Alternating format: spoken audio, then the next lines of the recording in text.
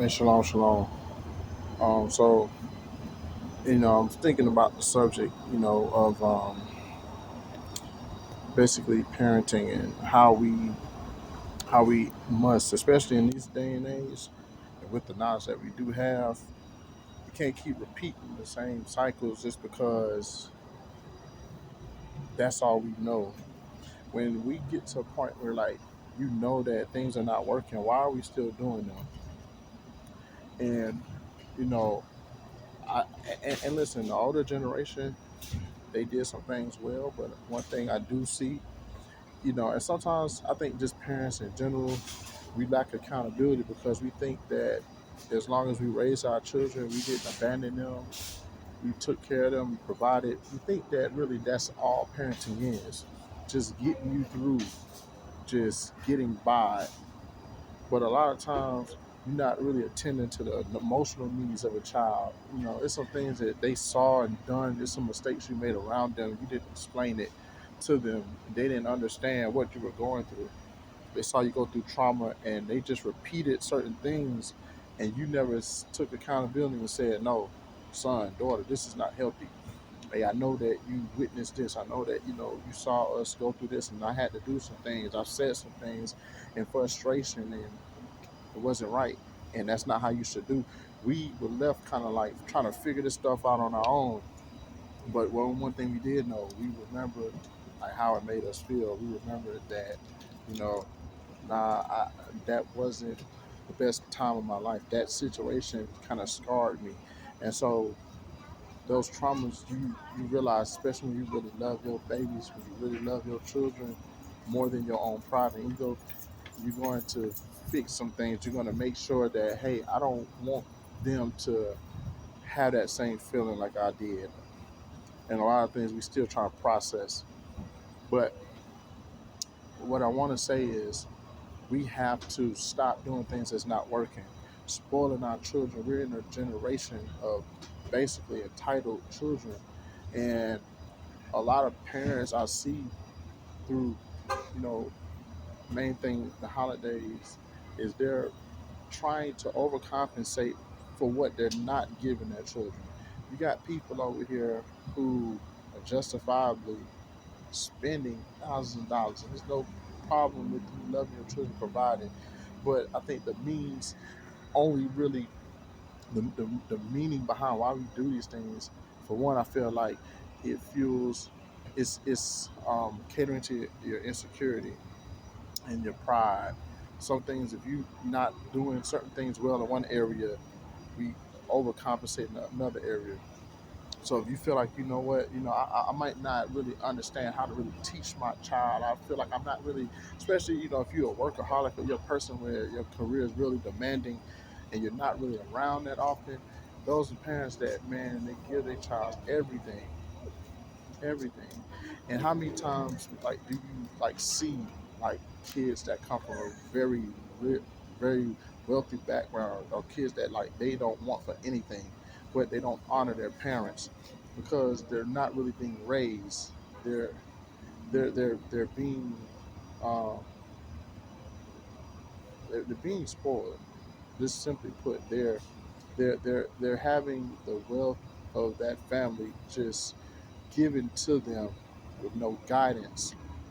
They don't even have love because the love is really in what they enjoy. The parents, they love the lifestyle. They love what the prestige of what their authority and what their title gives them. They love the accolades of people. On the outside, you see a family that's winning. You see a family that's successful.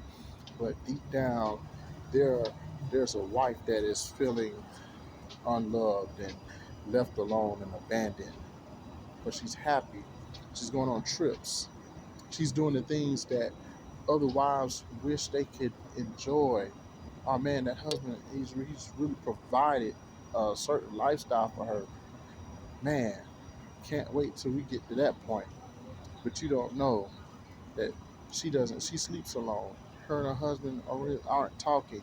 Or better yet, she has a man who feels that, you know what, I'm doing my part. And whenever I feel like I want to step out and have an affair, guess what? You have no right to say anything because look at what you're enjoying. Look at what you have. I don't have to give you love. You got a Gucci purse.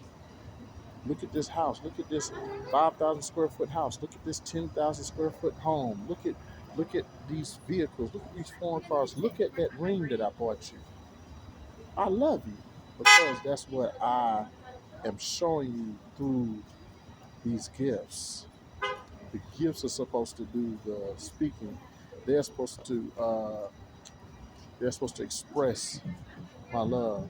But once again, I did like I had a post up saying that your intentions is what the Most High judges, and even with each other, we should look at the intention behind why people do things because every gift is not out of love. Some gifts are um, some gifts are used to bribe. Some gifts are used as bribery. Some gifts are used to control you. Some gifts is uh, is being done because I'm trying to gain some sort of favor with you. I'm trying to buy your approval. I'm trying to buy your affection. But it's not really because I value you. You have in these families, you got a husband who, on the outside, man, he's making it. He has everything he wants. He's finally got to a point now where he's being recognized, and his family, they love the life that they have because of the financial ability, the freedom financially. But inside, you can't take a day off. The job or your career is putting you up under so much pressure. It's so demanding because, for one, you're laboring to keep these things, the upkeep on all of this stuff. It's adding up, and now you're at a point where you're seeing how much it actually takes to afford this family, and then you're looking at, okay, projecting the next 5 years. This is what I have to continue making. But now you may see, look, there may be something financially going on in the business.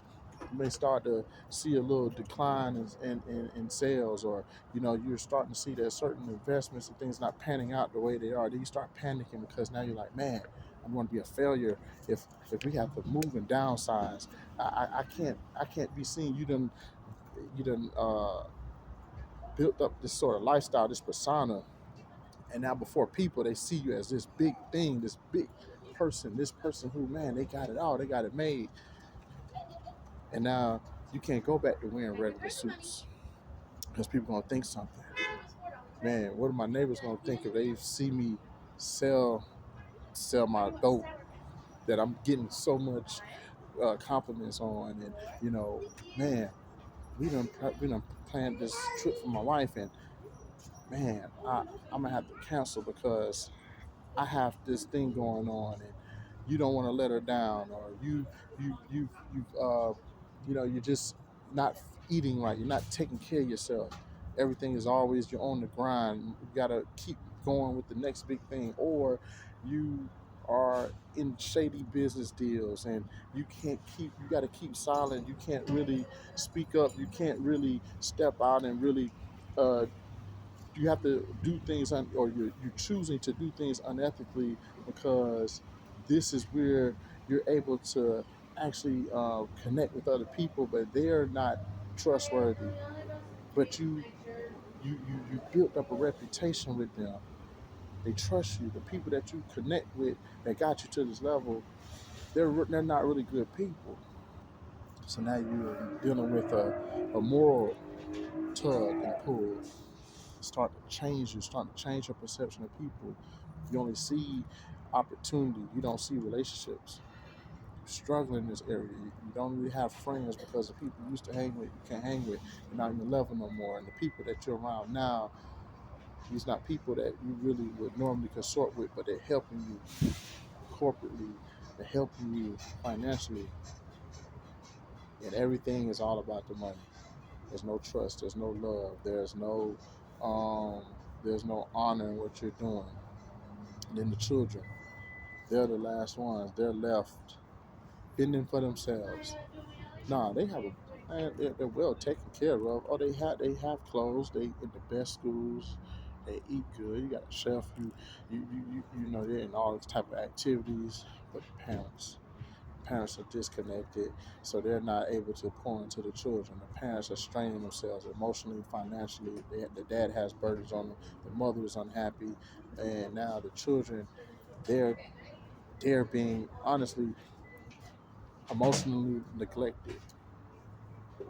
And now you've got a whole family who is starving spiritually. God is not in the midst of them. The Most High God is not in the midst of the situation. They don't pray before they make decisions. They're not in faith about anything because they can provide the lifestyle that they want. So everything that they need, they only look at it as all right now. Yo, bless one. All right now, they only look at it through well. I can afford to do that. Any problem I can fix with this card, this credit card, or my money, or whatever, my investments, my equity, my portfolio. They don't need for nothing on paper, but they starving spiritually. They starving themselves like literally. They they still unhappy, and we have a society that points that everything is all about getting to the bag. What about getting to peace? What about having a lifestyle that you're financially free, but you also have freedom to help others? What about a life where you don't even have to worry about what people think about you because you have everything you need? What about a life where you and your family y'all may not have to struggle financially, but you're also able to focus on your spirits, able to focus on, hey man, we can go on a retreat, we can go and get some therapy, we can actually start taking care of ourselves, and maybe that's some just self time that you need. Maybe the money is you're using that to afford yourself to be able to spend time with your family once a month and go on family trips. What if you're able to make it to where your business is on autopilot and you're affording the opportunity to now look, we homeschool now, so we have our own schedule, and then I don't have to be at the job so much. So now I got time to get off early, pick my, go take my children get some ice cream. I got time now to, you know, let's go get some lunch or something. Let's go, hey, you want to get your hair done? Hey, son, let's go take the boys and take your son to get his haircut. Go to a game. Go just enjoy together.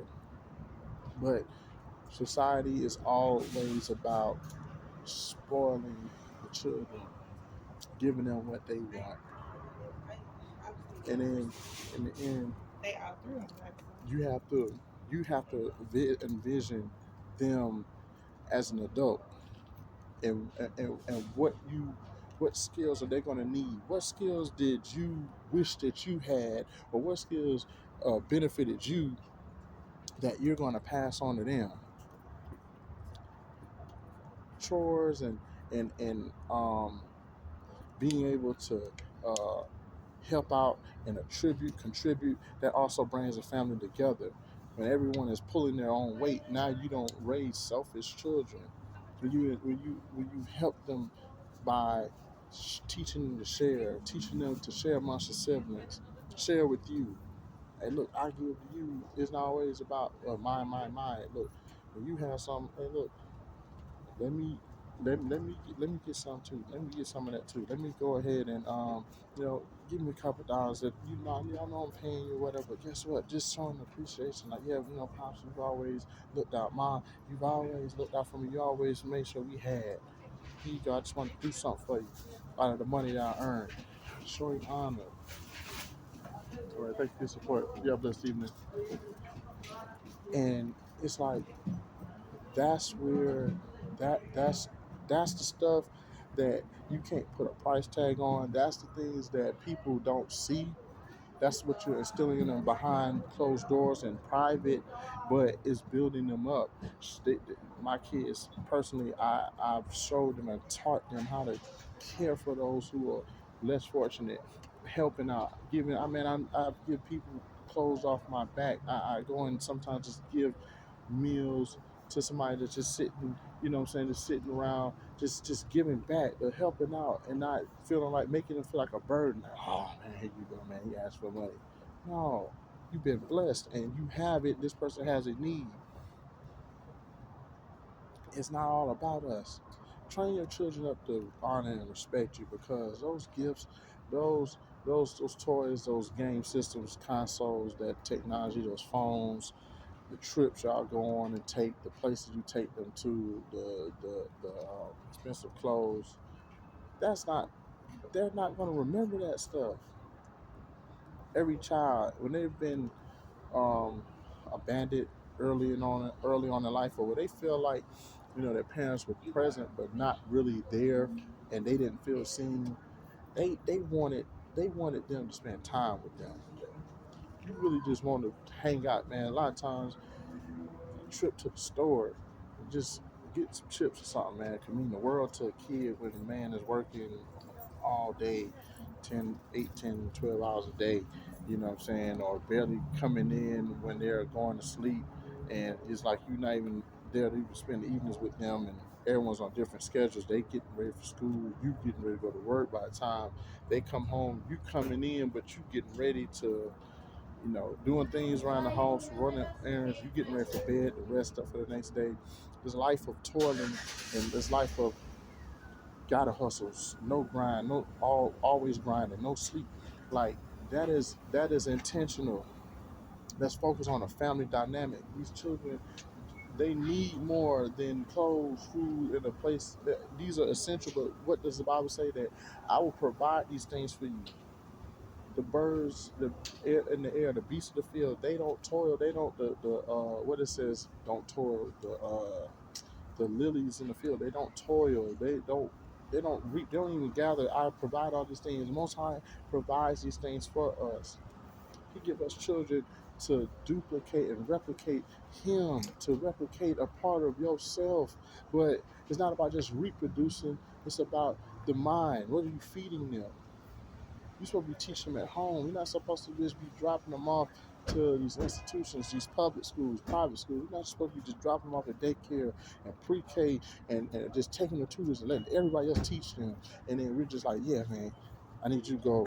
And yeah, it's just like you teaching, we really treating school and these teachers as babysitters for us while we go make the money, and then we come back home, and then we still don't have time for them. We trying to unwind. It's like, yo, everything is all geared around you getting ready to, help yourself provide for the next day. Trust me, y'all. I understand. Like we didn't. Some of us really didn't even like have much growing up. We didn't have much like to offer. You know, our parents didn't have much to offer us, so we do a lot of stuff because we just like, man, I remember how I felt like wanting some real nice shoes, but I had to wear bogus joints. I remember how I felt getting teased because I couldn't, what I'm saying, because I didn't have a Sega when everybody else had it, or I was the last person to get everything. And I just want to make sure my child don't never have to go through that. Like that's not important, bro. Like for real, because I train my children up right now. It's okay to love friends. I want y'all to go out and mingle with people and have fun and play with kids, children your age. But I'm not so quick for you to just be around anybody, because the wrong friend can lead your child down to the path of destruction. When you looking for acceptance and when everything you do is centered around not being laughed at, and you feeling like you got to be accepted, so you got to get this in order for you not to get picked on, you already setting your child up for failure. You set them up for failure because honestly, we was picked on, and then yeah, we was bullied back then, just probably like picked on or whatever. But I'm not talking about like physical bullying because that's a real problem. You know what I'm saying? But even still, you give them a certain tenacity. You train your child up with a certain toughness in the skin. You don't always have to do things physical, but the toughness of the skin. Like, look, I don't care what you think about me. There's certain people you can't budge them because they are confident in themselves and they move with a certain way where their spirits are not fragile. So people leave them alone. Oh yeah, that's so and so. That's just them. Like you just got those eccentric people, and they are their personality is just so big that no one can There's nothing you can say to them like they confident in who they are. You can't tear down no one who's confident in they are. Give your children confidence. Feed into their souls, man. Speak to them. Tell them who they are. Reassure them. You beautiful. Tell your little girls you're beautiful. I got daughters. Now tell them you're beautiful. You don't need no makeup. You don't need to be looking like what you see on TV. Those are images of insecurity. Son, you don't need to have no car as big, big rims. You ain't got to walk around trying to have the same type of clothes on that rappers got, and you don't have to have a certain style because it's accepted by everybody else. You don't have to go and get the same pair of shoes that 10 other people got. That doesn't that's not to do that doesn't make you cool. That doesn't say I'm a good person, because there are times when you may not be able to have these things. You may not be able to afford it. So now your self worth goes down because of an item or an object that you don't have. Build up your esteem. Let them understand that. Look, build the esteem up of your children. Let them understand. Look, these shoes are serving a purpose. These clothes, this jacket, this hat, it's serving a purpose.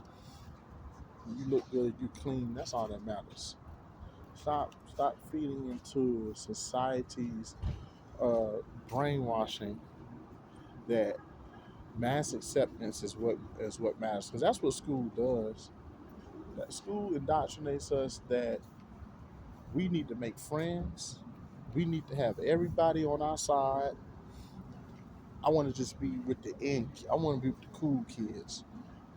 And we all know, most of the time, it's not every scenario, but if those children that were in school that were popular and that were, what I'm saying, the jocks, they were the smart ones, but they were also socially acceptable.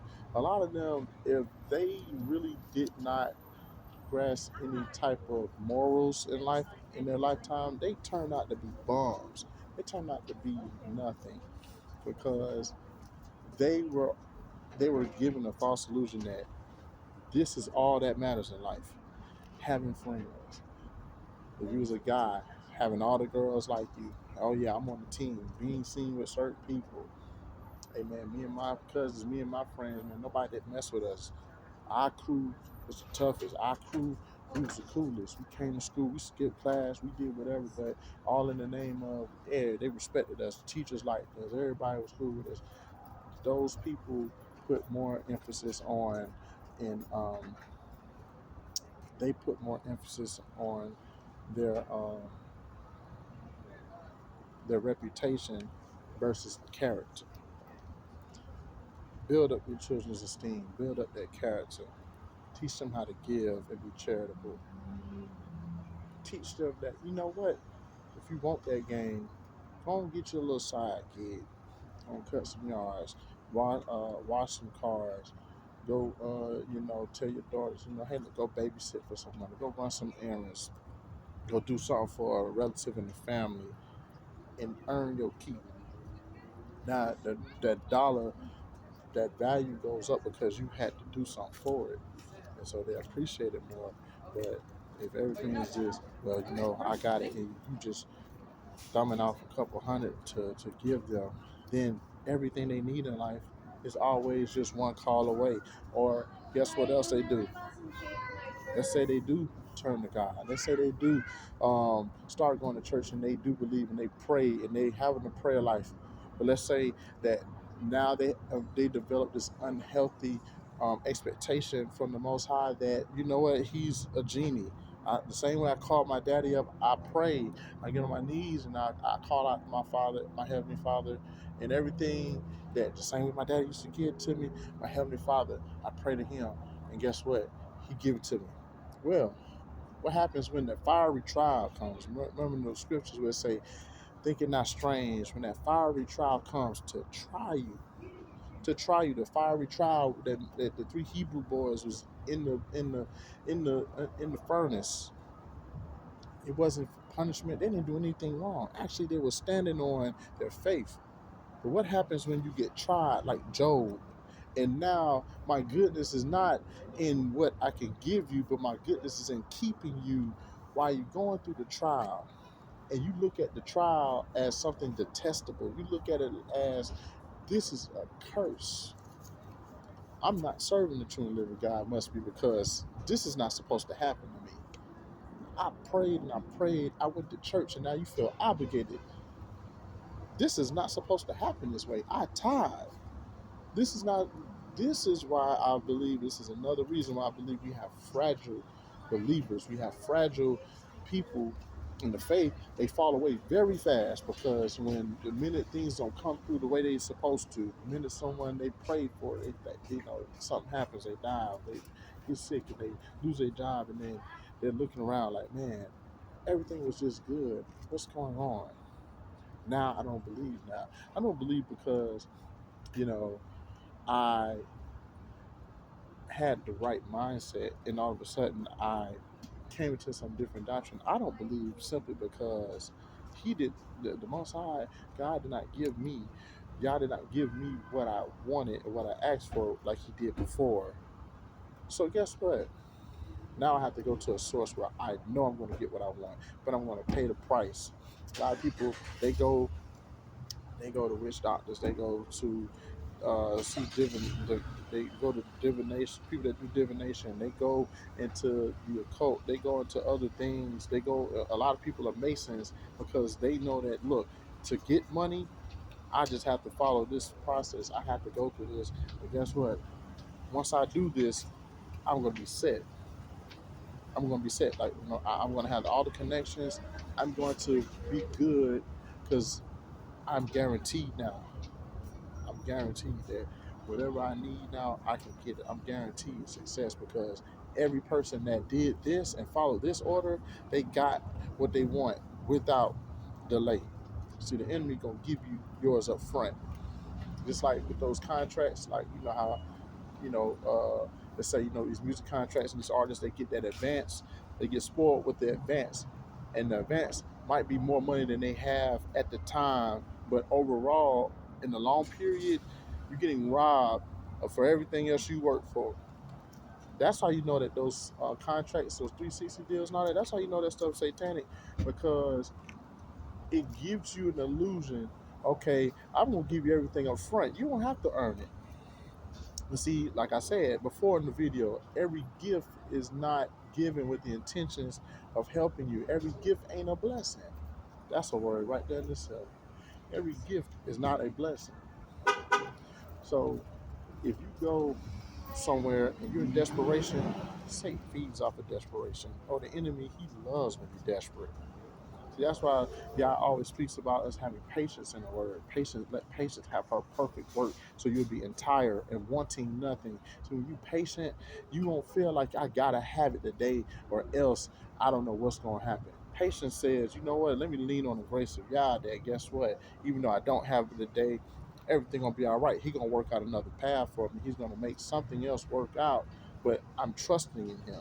My trust in Him is building our relationship. And guess what? The more I trust him, the more he's able to start entrusting me with, because now he knows that, guess what? This is really my child. They really love me. They really know I'm going to do it for them. But if I have to give you everything up front, you don't trust me. You don't love me. And so that's what the enemy does. He gives you everything up front because he's trying to gain what? Your trust. Yeah, I'm gonna go ahead and give you this 100,000. But guess what? Over the course of over the course of this contract, you gonna make me millions of dollars. And guess what? I'm going to take your publishing. I'm going to take 3% of what you earn off your albums. I don't know what the exact numbers are, but I'm just throwing out stuff, right? Uh, I own the rights to your name, your likeness. Oh yeah, I'm gonna give you a little car to ride around in. No, it don't really belong to you. It's actually in the label's name. It's in my company name or my trust. But you got it because guess what?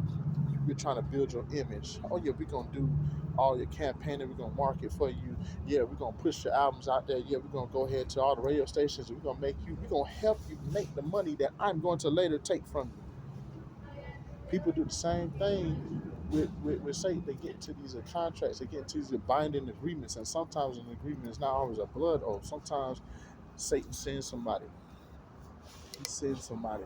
When you're impatient, he sends someone to come and tell you, look, there's an opportunity. There's an opportunity. But you're going to lose a whole lot more in the long run. Let me bring everything back full circle with our children. They have to earn. They have to earn. It builds their self-esteem. It builds their character. Now you're showing them things. Now, guess what? On your deathbed, or you might still be alive, and they can still honor you. Say, look, I remember it. Say they wedding. They looking at your parents and they like, man, look, y'all really helped me be the man that I need to be. It really helped me become the woman I need to be. And so I really appreciate y'all because now I'm not confused in life. I don't know. I'm not confused. I'm not walking around here lost like I see some people. And I'm grateful because life is hard. Some people don't realize like, yo, the best way to show your child you love them, the best way to really help somebody is to prepare them for this life. Don't give me money. Show me how to make some. Don't invest in my entertainment so much as you do invest in my future, invest in my hobbies, or invest in an interest that I have. Help me start a business. Show me how to keep my credit. Build up my account. Build up an account for me so that way, when I get older, I have what I need now. So you've been preparing for me. You love me enough to think about, look, what I'm gonna need when I'm 20 and 30 years old. Okay, set me up to purchase a home. See, all those years of you spending thousands of dollars on games, thousands, hundreds of thousands of dollars on Jordans and collections, shoes, and all this expensive stuff, and uh, taking them to concerts and letting them just splurging on trips, splurging on Disney World, splurging on, just all of this stuff in excess that you learn the basics in life. Make sure they can read, write. Make sure they know their math. Make sure they know who they are. Make sure they know their history. Make sure they know that word. The Bible is their history book. Make sure that we understand that we need to feed our spirit, man, as much as we feed our flesh. Help them, establish them financially, teach financial literacy, give them options that are more sound versus things that, or give them options that help build their future versus give them instant gratification. Teach them to save, teach them how to cook, teach them how to hunt, teach them how to take care of themselves, teach them how to eat right, teach them how to budget. These are courses that people are paying money for people later on in life to do for them because they didn't invest in it early. And it's okay, you don't know what you know, but whatever you know, pass it on. Pass it on. Set them up for the long run. The reward at the end is greater than what you can give them today, what you can give them for that one day. That one day, just so other people can see, just so you can get comments and likes and approval from everyone else saying, "Oh yeah, that's nice. Oh yeah, that's man, that's beautiful, man. What you able to do for your kids? Oh man, you really a good parent. That doesn't engage you to be a good parent. It doesn't make you a provider because you're not giving them the things that's going to make them successful. Because you're not going to always be here. We're not always going to be here for them. So we need to do right by them and make sure that they can survive when we're gone. That's true love, and that's how you provide. All right, y'all. Till next time, shalom.